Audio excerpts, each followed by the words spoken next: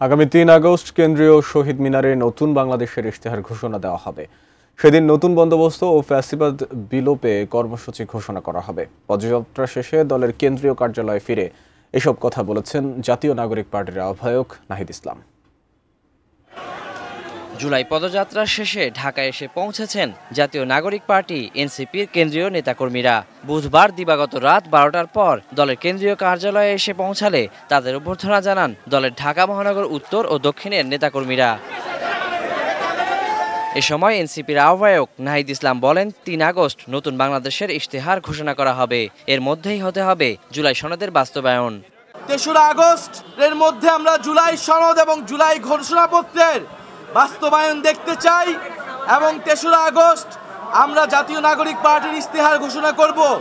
পদযাত্রার মধ্য দিয়ে যে উত্থান হলো তা আগামী দিনের রাজনীতিতে এনসিপিকে আরও এগিয়ে নেবে। আমরা রংপুরে আবু সাইদের কবর জিয়ারতের মাধ্যমে শুরু করেছিলাম। আজকে রক্তস্নাত সাভারের বাইপলের আমরা পথসভা করে ঢাকায় প্রত্যাবর্তন করেছি এবং সারা বাংলাদেশের মানুষকে আমরা ঢাকায় আসার আহ্বান জানাই ৩রা আগস্ট। প্রাণ UHT মিল্ক, শুদ্ধতায় ও মমতায় সবসময় সেরা স্বাদে। এর আগে পদযাত্রার অংশ হিসেবে বিকেল ৩টায় নরসিংদী ক্লাব মিলনায়তনে গণঅভ্যুত্থানে আহত ও শহীদ পরিবারের সদস্যদের সাথে সাক্ষাৎ করেন এনসিপির নেতারা। পরে নরসিংদী শহরের জেলখানার মোড় থেকে শুরু হয় পদযাত্রা।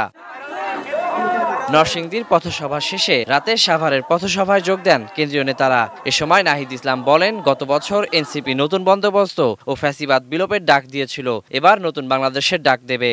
আমরা আগ্রাসন মুক্ত বাংলাদেশ চাই, বৈষম্যহীন বাংলাদেশ চাই, দুর্নীতি মুক্ত বাংলাদেশ চাই। আমরা একটি অন্তর্ভুক্তিমূলক বহু সংস্কৃতি ভিত্তিক বাংলাদেশ চাই। Waliul Sakib, ATN news, Dhaka.